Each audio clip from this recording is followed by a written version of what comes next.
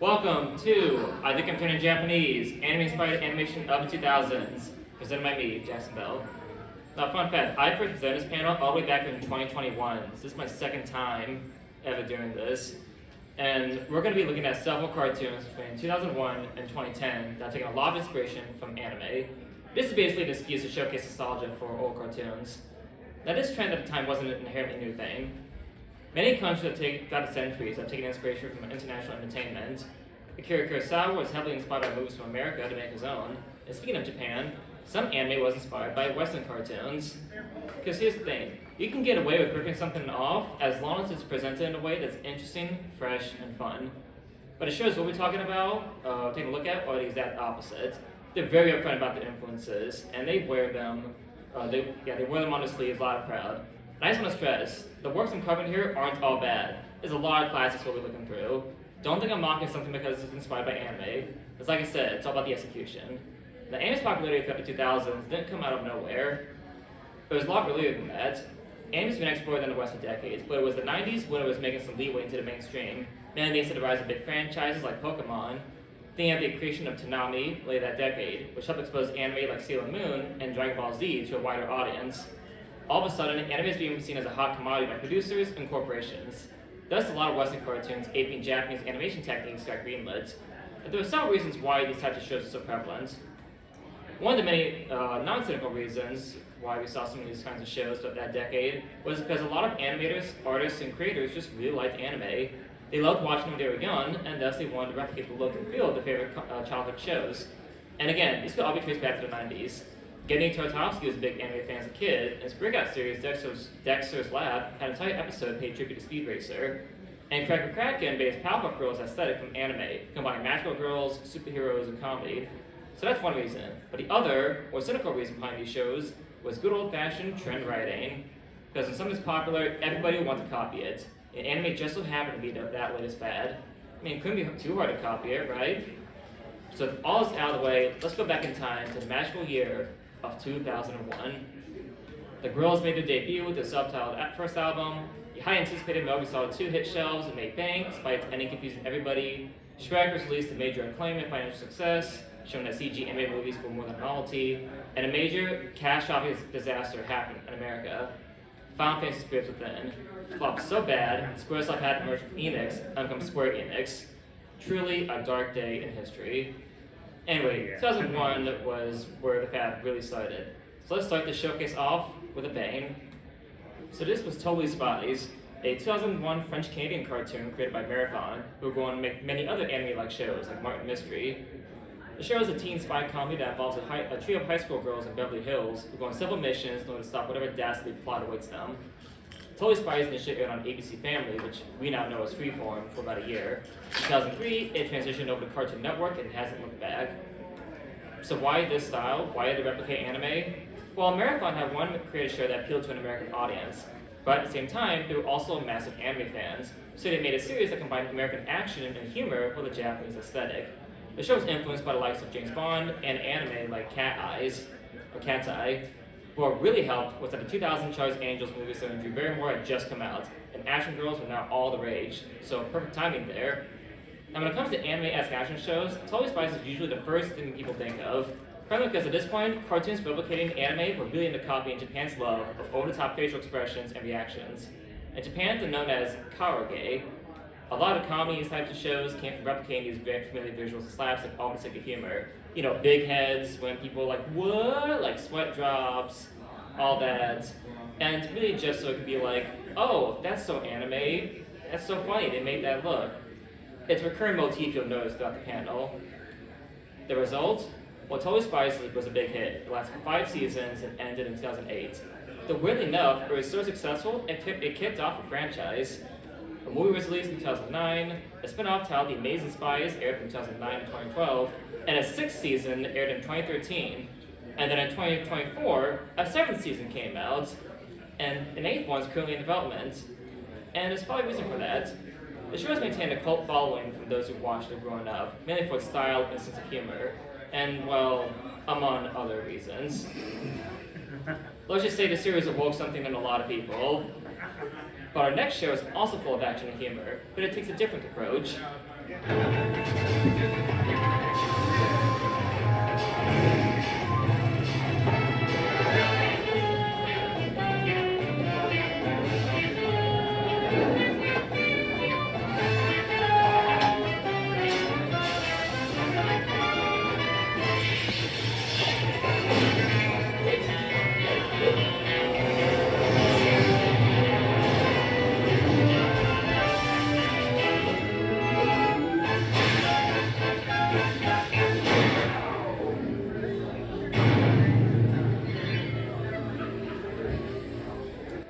was Constant Pain, which was an American cartoon created by Micah Wright, who at the time was known as a writer for Angry Beavers.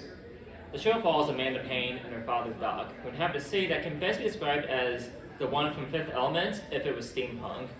But unfortunately for them, Doc's brother Weston has turned into supervillainy, so the brothers often butt heads on various occasions. The show would air on Nickelodeon. So why this style? Well, Micah Wright was heavily influenced by several things. Pulp magazines, Art Deco, more importantly, anime like Cowboy Bebop, of which Wright was a big fan of. So the world of Constant Pain feels very retro and pulpy, but the character designs and the way the action's done scream anime. It also helped that Wright got to work with one of his favorite anime studios, Madhouse, who co-produced the animation alongside Nickelodeon's in-house studio. They really helped bring the show to life, and it was a big hit, everyone loved it, and... Okay, elephant in the room time. By now some of y'all probably wondering why you've never heard of this show before. Like, so how many of you heard of Constant Pain? Yeah, nobody. And there's a sad reason for that. Because unfortunately, Constant Pain is a failed pilot for a series that never got picked up. There have been several theories as to why, but Wright say that it was due to very bad timing. The 9/11 attacks happened, and Nickelodeon didn't want to create a show full of stuff like explosions, and that could remind people of the event. But infamously, at the time of the pilot's creation, Wright had wanted to help unionize Nickelodeon's writers so that they could be able to receive royalties. Nickelodeon responded by saying "lol no" and then canceled the show. Wright tried to get Constant Pain in places like Warner Brothers, but nothing came of it. What's even crazier is that had Constant Pain gotten greenlit, it would have been Nickelodeon's first action-adventure show. The channel spent most of its lifespan airing episodic comedy shows like SpongeBob and Rugrats, and I guess they weren't willing to take that chance yet. So let's jump 2 years to 2003. America began its invasion of Iraq following the 9/11 attacks despite countless protests. The hottest anime on the block was about some magical kids with metal body parts trying to revive their dead mother. Tom Cruise kicked ass in Japan with The Last Samurai, and Spirited Away won the Oscar for Best Animated Film. Clearly, anime is here to stay in the West thanks to the ever-growing fascination of Japanese culture, and that fascination of different cultures inspired our next show.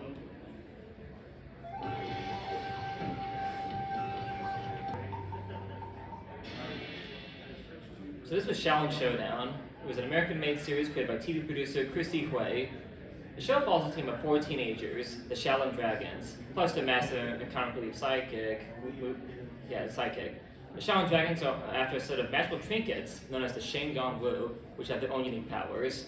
But the forces of evil, led by mechanical expert Jack Spicer and the spirit witch Wuya, want to use them to conquer the world.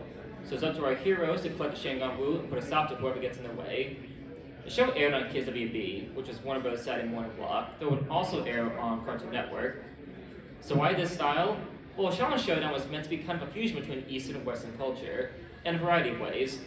The limited show takes inspiration from Western artwork, while the Shengon Wu take heavy influences from Eastern mythology. The series heavily focuses on action, and one of the show's big draws is that fighters often have to compete in special challenges in order to acquire one of the Shengon Wu. The plot of the series also feels kind of shonen, like it's a MacGuffin of the Week series, kind of like Dragon Ball, but it also has story arcs sprinkled throughout. So that's one half of the show. The other half maintains the show's American brand of characters and comedy. The show doesn't take itself very seriously. In fact, Showdown would also continue the trend of copying anime's love of Kawage. Though it helps that this isn't the show's only source of comedy. It is like slapstick and funny quips and all that. The result? Well, the show was a ratings hit, lasting for 3 full seasons. And kids loved the hell out of it. They combined action, fantasy, and humor to neat effect. Its blending of Eastern and Western cultures made the show feel fresh. The Shengon Wu also added to the show's uniqueness. I'll admit, I was totally a fan of the show when I was a kid. I remember me and some other kids from school would hold our own pretend battles with like our own fictionalized Shengon Wu. Though one kid accidentally scratched me a couple times because he thought the golden tiger claws were used to attack people.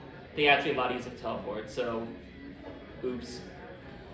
The show was able to obtain enough of a following to warrant a sequel series in 2013, the Shaolin Chronicles, though it only lasted for 1 season due to mixed reception.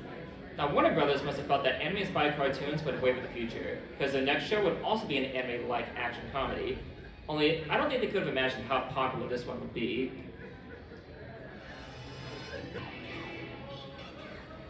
So now we've come to Teen Titans, an American cartoon based on the DC Comics series of the same name. The show was created by 2 people, Glenn Murakami, an anime best known at the time for producing Batman Beyond, and Sam Register, who at the time was Cartoon Network's Senior Vice President of Development. When there's trouble, who do you call? The The Teen Titans, of course, 5 teenage superheroes who fight bad guys while dealing with their own personal dilemmas. The show aired on Cartoon Network. So why this style? Well, Sam Register was the real mastermind behind the show's conception. He felt that after Batman and Superman got their shows, Teen Titans was the next DC property to deserve one of its own. But he wanted it to have a different look than the previous shows to help it stand out. And that's where Murakami came in. Sam Register took interest in Murakami's art style, which is largely influenced by anime. Register thought that this would give the show a unique identity, hence why the show looks the way it does. He wanted something that would pop out, and what's more poppy than anime? Murakami's style was even dubbed Murakanime by staff. The show's writers, such as Rob Hoagie, were also heavily influenced by the likes of Cowboy Bebop and Fooly Cooly. Teen Titans thought to be a lighthearted action series, with the art style meant to give it a different tone compared to other DC shows at the time, like Batman the Animated Series and the Justice League cartoon. The show's comedy-focused episodes also emphasized the usual exaggerated expressions, sweat drops, and more. What gave the show an edge was that it wasn't afraid to go to dark places. Some recurring villains like Slade darken the mood every time they appear, and some episodes also focus on certain aspects of the Titans that they have to confront themselves. In a way, it's kind of like Dragon Ball Z, where there's like filler episodes like Beast Boy stopped in an alien invasion while trying to earn enough money to buy a moped, and then there'll be an episode where Raven is confronted by her awful childhood. The result? Well, it's interesting to note that the anime-esque art style was actually despised by some hardcore comic book fans at the time, who wrote the show off before it even premiered because it looked different. But once it did premiere, it was very well received. Lasting for 5 seasons, time has been very kind to the show. While some of the more overtly anime aspects kind of dated, the comedy and drama are still praised. The Titans' characters are fun, but also very interesting. Each one is given enough chance to shine, and thus no one feels underdeveloped or left out. Plus, the show just has some awesome villains. Slade in particular stands out, especially thanks to Ron Perlman's sinister and icy cold performance. Who can forget that theme song? The opening riff is ingrained in fans' heads. But elsewhere, some creators were further experimenting with this new anime-like direction cartoons were heading in.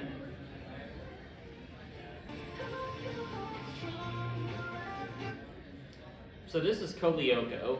It was a French cartoon created by animators Thomas Romain and Tanya Palumbo. The plot involved an evil AI who goes by the name Zana, threatening the annihilation of humanity because he's, well, a jerk, let's just say that. So a group of boarding school kids are chosen to stop Zana by heading inside the cyberspace landscape known as Lyoko.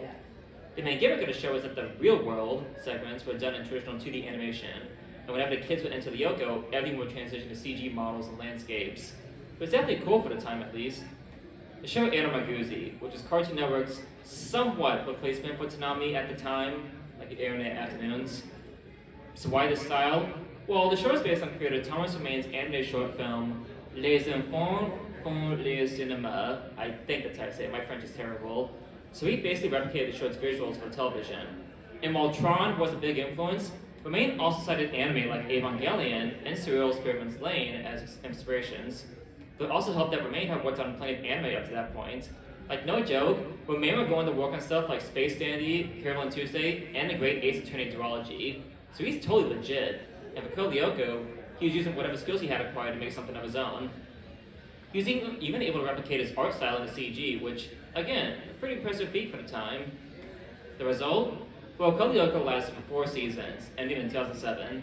But it was successful enough to spawn a franchise consisting of toys, video games, and books that were exclusive to Italy of all places.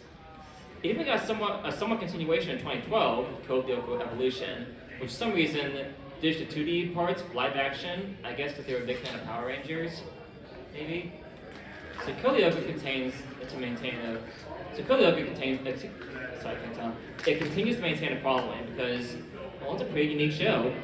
Fans enjoy its art styles and how they're handled, and they especially like the main characters, who develop over the course of the series. That does it for 2003, as we head to 2004. George W. Bush won his second term as president, beating his opponent John Kerry by 2%. Usher released his masterpiece album, Confessions. The hottest anime on the block was a show about a guy and his friends fighting ghosts, and a show about a naked chick blowing up dudes while also learning that people aren't very nice. Oh, and Shark Tale also came out that year, for those curious. Anyway, 2004 was a very prolific year for anime-esque cartoons, and it helped that other companies besides Warner Brothers were getting in on the action. In the city, I discovered an abandoned scribble box. It was then my life was transformed by the mysterious power of writing. robot monkeys were awakened, and I, Shiro, lay ready for them. Our quest, save Shibazum City from the evils of the Skeleton King.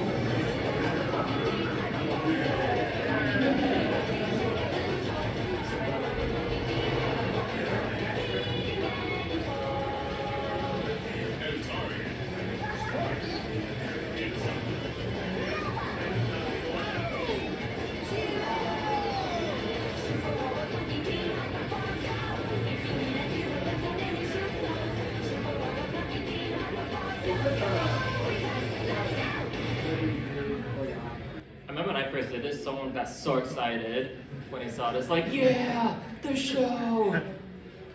So let me see if I can get this right. This was Super Robot Monkey Team Hyperforce Go. It was an American action series created by Ciro Nieli, who was previously the director of Teen Titans' first 2 seasons, then would go on to be the showrunner of the 2012 Ninja Turtles cartoon. The series stars a teenager Shiro who, well, the intro said it all. He discovers a giant robot called Super Monkey, along with 5 other robot monkeys inside. With their help, Shiro has to defeat the Skeleton King and foil his plans to take over their home planet, Shugazum. The show would aired on Disney's Jetix block, which, for those who don't remember, Disney used to have a channel in the 2000s called Toon Disney, which is mainly reruns of their 90s shows like Goof Troop and Gargoyles. But in the evenings, it was switched to Jetix, which showed action cartoons like Puka, Power Rangers, and the best shonen, Pinky and the Brain reruns. So why this style? Well, the show is heavily influenced by Super Sentai shows like Power Rangers, along with giant mech anime like Voltron and Mazinger Z. Though it also helps that, like I said earlier, Ciro Nieli had previously worked on Teen Titans, so he brought his own experience from that show over to here. Disney at the time were also looking for something to compete with Cartoon Network's Toonami, because if they can make bang from airing anime action cartoons, why couldn't Disney air their own anime like action shows? And shows like Monkey Team were no exception. The result? Well, Super Monkey, despite its comically long title, was still able to obtain 4 seasons. Although unfortunately, a 5th and final season was planned, but Disney axed the show when the ratings were starting to suffer, ending the show in 2006 on a cliffhanger. But the series is still fondly regarded by those who watched it due to its fun tone, action, art style, and characters.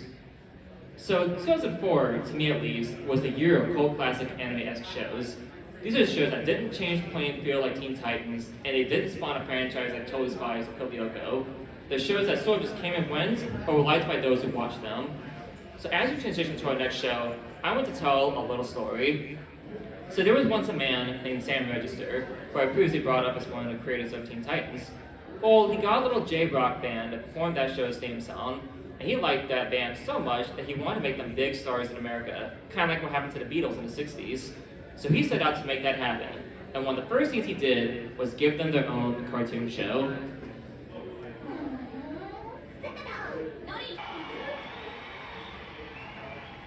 So yes, that whole story I told you is how we got Hi Hi Puffy Ami Yumi, which was an American series created by, of course, Sam Register. Now the premise is simple. It mainly involves Ami, Yumi, and their greedy manager Kaz traveling the world and kind of whatever they stumble upon. Some episodes involve the gang coming to conflict with some smug jerk, while others deal with personal arguments the band have with each other or trying to deal with their fame. It's a very episodic series, with no real storylines or character development. But more importantly, this is the first show on this panel to be animated in Adobe Flash. Around this time, cartoons were already using Flash because it was more convenient, and this show was definitely no exception. The show aired on Register's home channel of Cartoon Network. So why this style? Well, aside from the obvious answer of paying tribute to the real Ami and Yumi's home country, the show was also conceived by Register of being an homage to old celebrity cartoons, which were often surreal. And we all know how weird anime can get. The crew behind the show took the anime look and ran with it. And while the characters were designed by people who've worked on stuff like Ren and Stimpy, and they often look at, others are references to classic anime, like Kaz's design is literally Doraemon. Plus, there's an episode revolving around Ami and Yumi's love of manga that also pays tribute to a scene from Fully Cooley, where it goes all manga for a second. But because the show is also a comedy, we get to see the return of our good friend, Kaoge, back at it again. The result? The show ran for 3 seasons, ending in 2006, but it actually would have gone a 4th season had not been for the dreaded studio politics. So long story short, Sam Register was the show's sole cheerleader, and he used his position within the Cartoon Network to keep the show going. But when he was moved to Warner Animation, that's when the show was given the axe. The 3rd season didn't even finish its run in America. Episodes were shown only once on Friday nights, and the rest of the season aired in other countries. Nowadays, the show has been forgotten, and Cartoon Network barely acknowledges its existence beyond a few tiny appearances in channel anniversary specials. But despite that, the series still garnered a cult following of those who watched it because, well, it wasn't the best show, since the humor didn't always hit, and the animation screams low budget, but you can tell the people behind it were trying their best with what they were given. Also, a little side note, but the show actually had a production blog during its run that sadly had been lost to time. But what has been preserved from it is pure fucking gold. Let's just say people working on the show were really bored. What's interesting is that this show, despite being made in America, was actually very successful in Japan. It didn't matter to the Japanese that it was a westernized depiction of anime. It centered around some of the most popular rock stars, and they enjoyed it for what it was. But if you thought the show's treatment by the network is unfair, wait until you see your next show.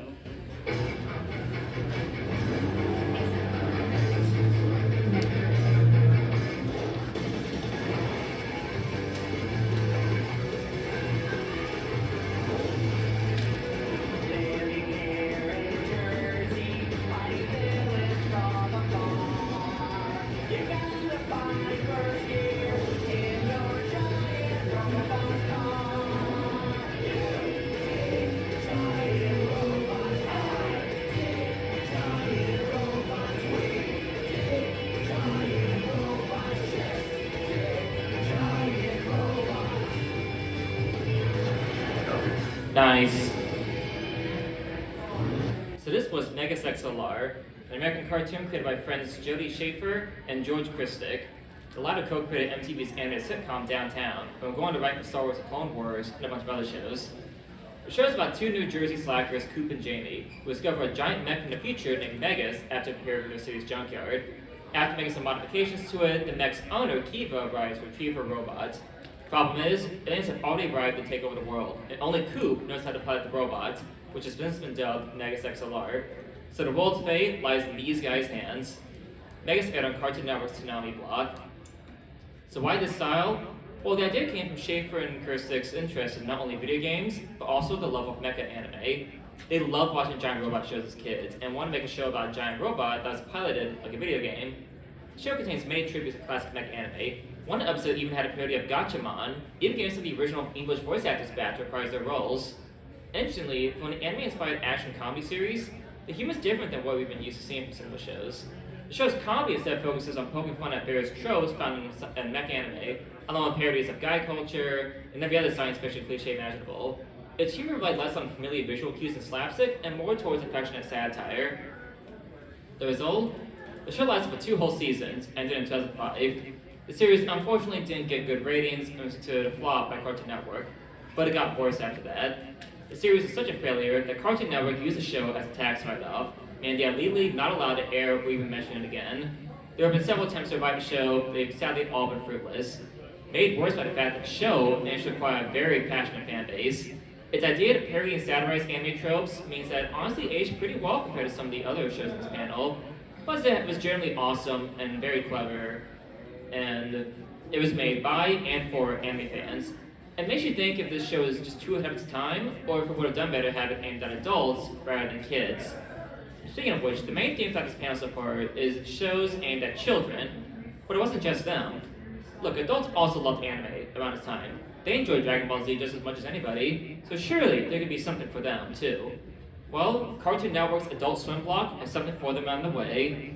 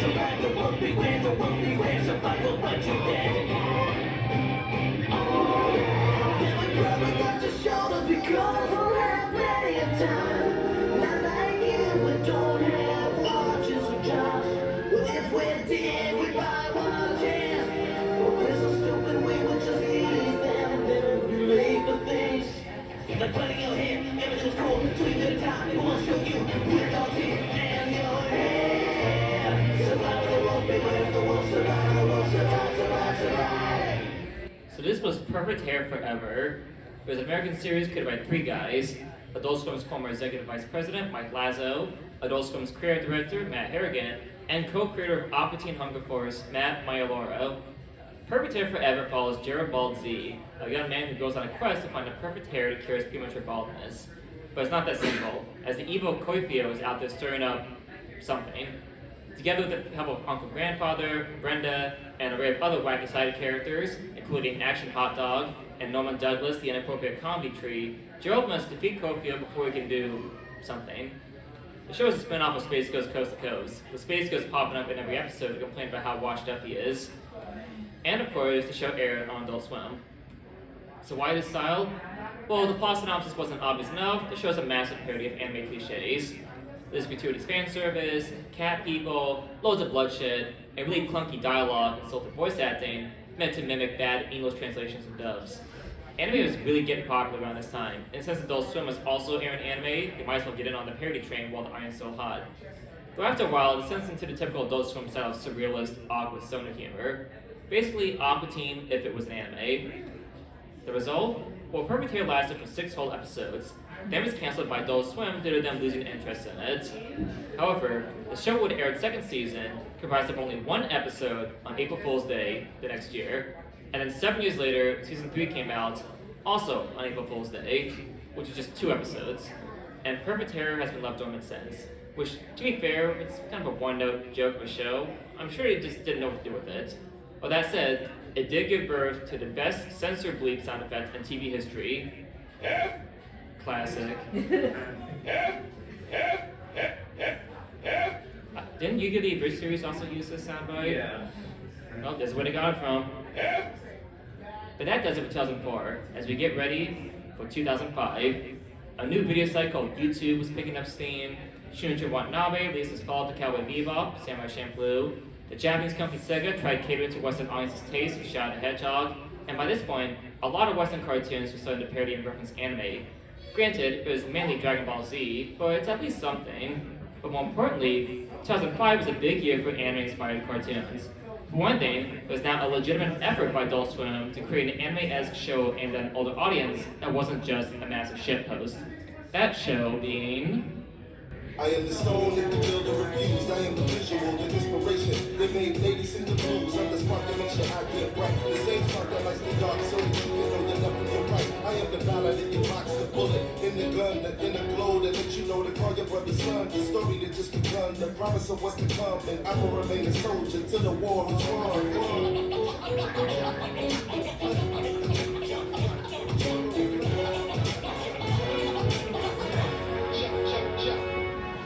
Yes, that show was The Boondocks. Woo!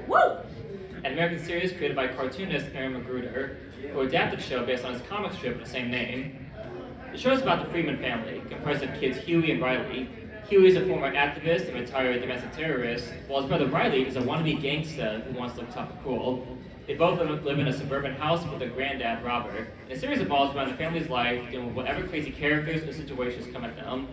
The show was shot around several networks like Fox, but was eventually picked up by the one and only Adult Swim. So why this style? Well, Aaron Magruder is a big fucking nerd. He cited the works of Shinichi Watanabe, like Cowboy Bebop, and especially Samurai Champloo as the biggest source of inspiration, due to its ability to combine anime, hip-hop, and action.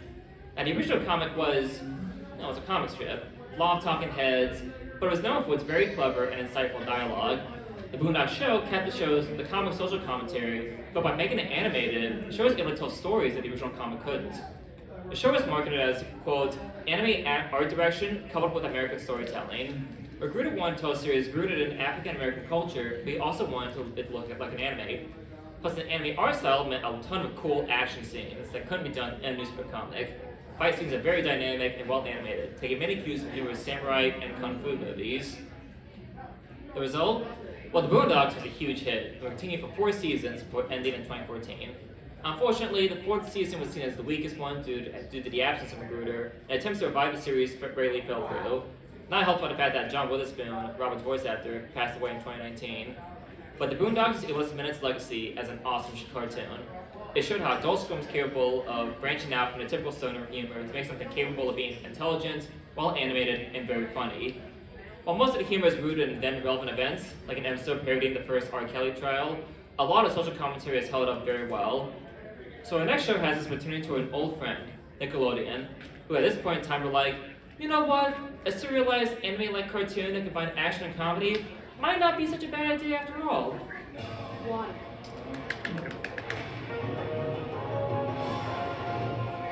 So this was Avatar: The Last Airbender.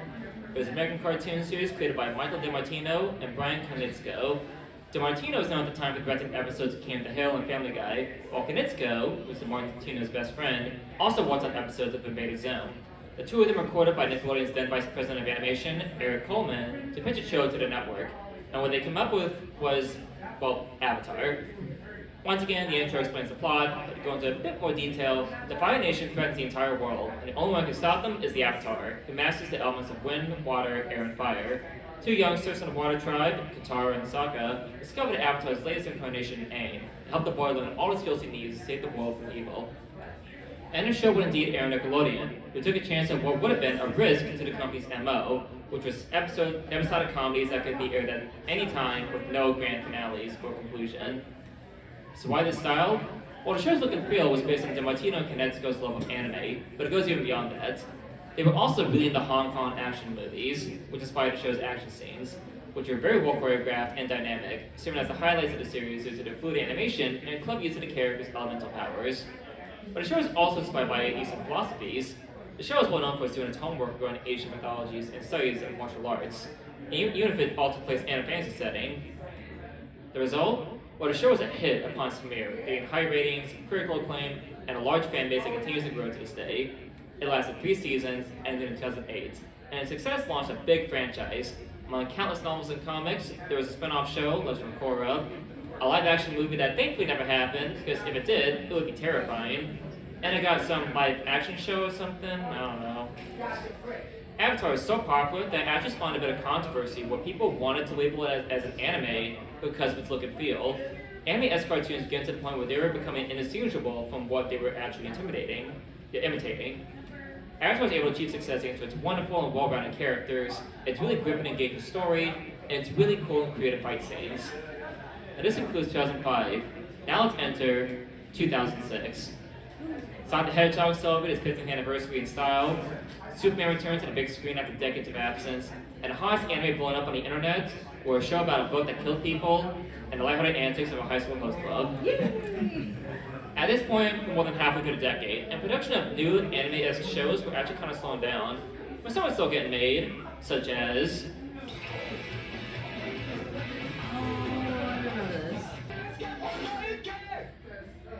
So this is Kappa Mikey. It was an American cartoon created by Larry Schwartz, a businessman whose resume is surprisingly long and not all over the place. The show is about thick outline American Mikey Simon, who is whisked away to Japan to star in the show Lily Moo. A total fish out of water, Mikey and his new thin-lined anime friends entertain themselves with whatever randomness they encounter. The show originally aired on Nicktoons Network, a sister channel to Nickelodeon that mainly aired the older cartoons, and Kappa Mikey would be the first exclusive cartoon. It would take a bit for Kappa Mikey to make the jump to the much bigger Nickelodeon, where it wasn't created as well. More on that later. So why this style? Well, because it's all based around its high concept premise.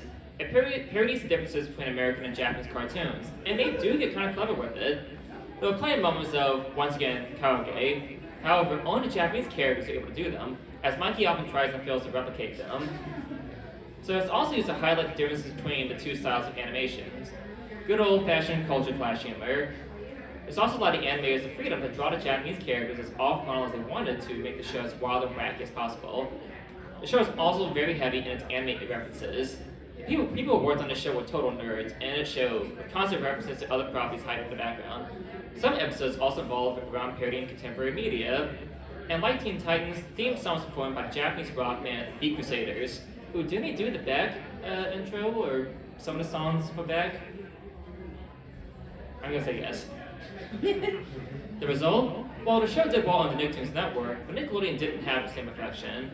They aired the show out of order and only lasted for 2 seasons, Forgetting to Act in 2008. That didn't diminish Larry Schwartz's credibility, as he would go on to create a whole bunch of other anime-esque cartoons throughout the 2000s.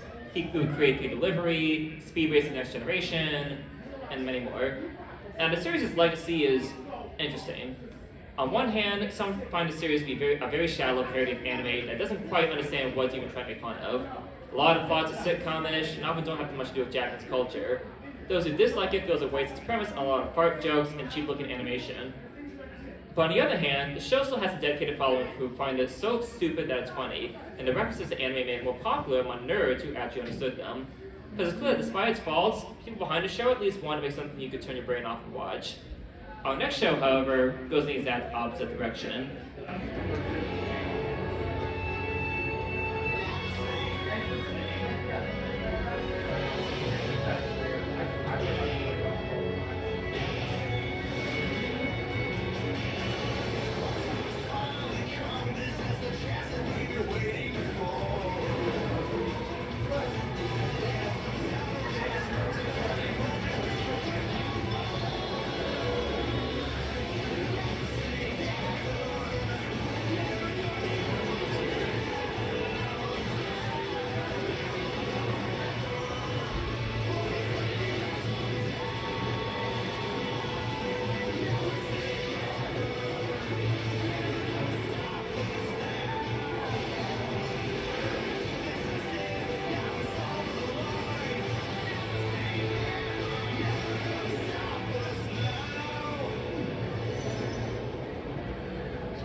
So this was Oban Star Racers, a French-Japanese animated series. Now I'll admit it's a bit cheating since it's part Japanese, but the conception was by a Frenchman. Said Frenchie being Sabine Eatman Eiffel, who previously directed some animated short films before starting the show, and he even made it with his own animation studio, Satellite Productions. The plot basically involves extreme racing. People are summoned to this event called the Great Race of Oban, with the winner able to attain the ultimate prize. What the prize is, nobody knows, but people want it, as it's rumored to grant the wish of its winner. Racers, such as our protagonist Molly, who hope to use it to bring back her mother, will do whatever they must to achieve it. And if that means playing unfair in the race, then so be it. The show aired on Jetix, and was even co-produced by the Block's European studio. So why this style? Well, Sabine Eatman Eiffel wanted to create a cartoon that would emotionally remind him of when he used to watch anime as a child back in the 70s, which involved making his characters more emotional. And by emotional, he means more human. Sabine felt that a lot of Western cartoons at the time were lacking in the emotional department. And with nobody else to help him, Sabine took his project to Tokyo to help get it made. Bandai would help co-finance the show's production. So you can say that not only does Oban physically resemble anime, but emotionally as well. Like, it's one thing to look like an anime, but to really feel like one does take a bit of talent. The result? Well, the show only lasted for one season, but was at least able to end on a complete note. While it was never a ratings darling and couldn't compete with the likes of Avatar, Oban still one of those shows where those who saw it really seemed to enjoy it. To fans, Sabine's and the team's work paid off, as it did create a rich and emotional experience. And the show even won a bunch of awards, including a BAFTA, which is a pretty big deal for a show that not many remember. Sabine is currently working on a sequel or spin-off, so time will tell if there'll be more Oban content coming out. This closes out 2006, and we're actually going to take a pretty big leap to 2008. Barack Obama became the next president after W's term ended, beating his opponent John McCain by 7%. Cloverfield was a unique take on giant monster movies with a very popular ad campaign that emphasized the mystique surrounding the titular monster. The Smash Bros. Community was forever divided upon a release of Super Smash Bros. Brawl. And a hottest new anime was about a rich kid fighting evil with his pet demon. Our next show once again comes from the land of snails and stale bread, France.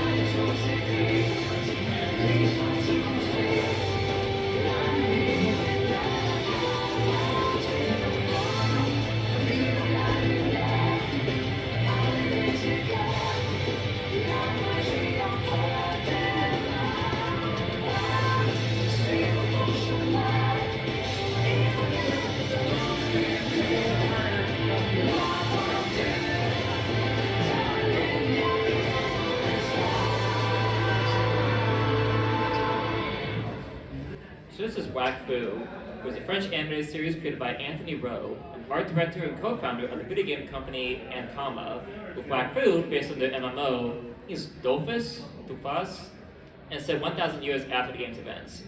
The show itself was about Yugo and company setting out to find his true family, but now that the villainous time warper Nox getting in the way, he uses the Wakfu, which is the energy of living creatures, to fuel his powers.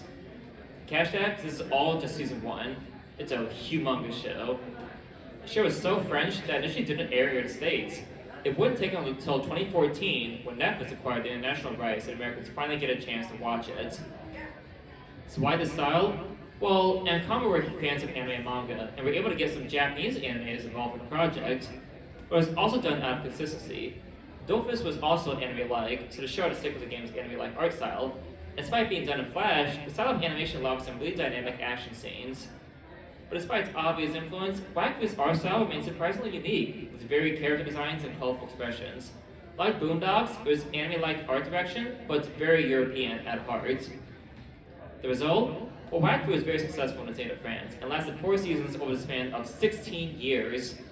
And I want to say that a 5th season is currently in development. And because the show isn't anime enough, there are also a few OVAs released in between the 2nd and 3rd seasons. Wakfu also earned praise for its characters and fun story. So that does it in 2008.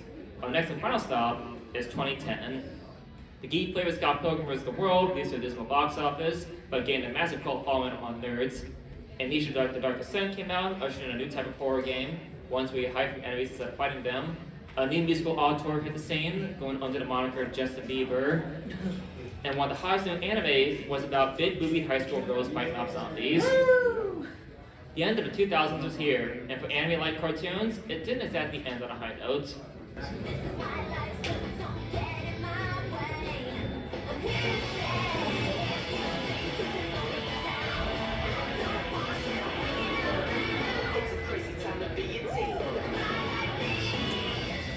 So you're probably wondering, what is this? Like, have you ever heard of this show? Yeah, I'm sure, because there's a few reasons for that. First off, this show is My Life 8. It was a French-Canadian cartoon created by J.C. Little, Cindy Filipenko, and Svetlana Shmakova. The latter is a comic book artist and anime fan who achieved some success with her Tokyo Pop published comic Dramacon about a comic artist who loves anime. And the show is about a comic artist who loves anime. Well, to be more specific, the show follows Burge Small, a wannabe manga artist, as she attends high school with her cousin Liam Cole and the 2 friends Sandra LeBlanc and Ralphie Rodriguez. They get into some typical teen shenanigans, and of course, hilarity ensues. The show only aired in France and Canada. America never got a whiff of this series. So why this style? Well, the show is heavily influenced by manga art. After all, Shmakova was seen as a rising star within the manga scene. Yes, really. So it makes sense that her style would be used here. The show puts a lot of emphasis on its anime-like character designs, and they really go all out on a manga motif. Some scenes are framed as if they were panels, and some shots are in black and white. And of course, we have the long-awaited return of our old friend, Kawage, which the show really loves using. In fact, every anime cliche is used with zero shame. Sweat drops, angry vein pops, dozens more. What kind of tampers My Life's Me's attempt at being unique is that it was ultimately created to be a lifestyle brand. It was made to be a franchise, something created solely to make money, which would have entailed tons of merchandise, websites, and more things to buy and interact with as a way to support this brand. The result? The show lasted about 2 seasons. But here's the thing. Because of Canadian television laws, studios were required to make just enough episodes for it to go into syndication and air reruns, which is where the real money lies. The series still didn't last that long because of good reviews and ratings. The show was not well liked when it came out, growing a pretty sizable hate them online. The animation is already on the cheap side, and it doesn't help that despite the fact that it's all about manga and anime, it has a very shallow perspective on them. Like, it was made by people who were aware of them, but didn't know exactly what the deal was. For instance, Burge's manga idol is a Japanese guy named Miyazaki Lee. But the characters were killed for a lot of people. Burge is an incredibly unlikable protagonist who the show constantly begs you to find relatable, even when she acts like a narcissistic jerk. And it doesn't help that the plots are pretty cliche and unoriginal. It's to the point where the minor character, Mr. Toes, developed a cult following of his own because he was a more likable and fun character. Like, way back in the day, there were compilations on YouTube that were like, My Like Me episode 2, but it's just Mr. Toes. And they're like 30 seconds to 2 minutes long. My like me is regarded as one of the worst of the anime-esque cartoons that played in the 2000s. But is it the worst show of all time? No. At the end of the day, it's just a very dull kids cartoon that didn't have much heart or soul, and it didn't help that by the time it came out, anime was already losing its luster in the West. By the end of the 2000s, Toonami had been canceled for 2 years. ADV Films, one of the biggest Western anime distributors, went bankrupt the year prior. Even 4Kids, who'd helped distribute Pokemon, were 2 years away from shutting its doors. Not helping matters is that the 2008 recession hit the globe so hard that several animation studios went under. The internet and sites like YouTube were also picking up steam, allowing people to watch stuff they couldn't get on TV. But more importantly, original creator-driven Western animation were becoming huge again, thanks to the likes of Regular Show and Adventure Time, meaning that cartoons didn't have to copy anime one for one in order to be successful. But that was the past. Toonami surprised the 2012 with a big resurgence of action anime and cartoons aimed at adults, and the rise of social media and streaming services has led to anime being able to gain more exposure amongst the masses. It's safe to say that anime is more popular now than it was back in the 2000s, but treated with a bit more respect than before. No longer are cartoons trying to hard to replicate all the perks of anime, and no longer are they mostly comedies meant to appeal to a younger audience. They're much more focused on telling complex stories that mainly teenagers and adults. Shows like Castlevania have adopted an anime aesthetic, but are more focused on delivering violent, action-packed, and very adult content. CGI is still being used to create anime-like cartoons, such as the French animated Arcane. Anime-esque shows from the 2000s have also begun to influence several current cartoons as well. For instance, shows like She-Ra, Princess of Power have taken many cues from Avatar and Last Airbender, to the point where Avatar-like so almost like a subgenre now. Even anime has taken influence from these shows. For instance, Puffy Yumi was an inspiration for Panty and Stocking, among many other American cartoons. Shows like Steven Universe, despite their Western visuals, take a lot of inspiration from anime for their stories and characters. Meanwhile, comedic shows for adults like Lawmaster's 9009 continue to use anime nostalgia for the sake of homage and parody, but it's clearly they're made by people who are generally into anime and not just cashing in on fads. Anime's popularity outside Japan has reached a point where big-name Western companies are now commissioning anime of their own. Science Solar was commissioned to make a Scott Pilgrim anime series that took a different direction from the comics. Meanwhile, CD Projekt Red commissioned Studio Trigger to make an anime set within the world of cyberpunk. So, we've come to the end of this panel, but one question remains. Will this new era of anime popularity last? Maybe. I mean, at this point it's already been more than a decade, and anime continues to be mainstream. Some fads may come and go, but plenty stick around for a very long time. But I think no matter the case, anime will continue to inspire countless artists and animes alike. They've been copying anime since at least the 90s, so why should we stop now? It's not a bad thing to take inspiration from something you love, it just depends on how you're able to make it your own. A lot of artists get criticized online for ripping off anime, which apparently makes you defiling its originality. Really, anime is like any other art. It's all about how you use it. After all, the success of a lot of the shows I described here are because they were made with a clear creative vision and passion from the artists that helped them stand out from the crowd. The winners like Avatar and Teen Titans focused on fun characters and good stories to make them worth watching. And above all else, there's absolutely nothing wrong with making something inspired by anime. After all, everyone does it, so why can't you? I hope you've enjoyed the panel, and I hope it brought back several memories, whether good or bad. Thanks for coming, everybody.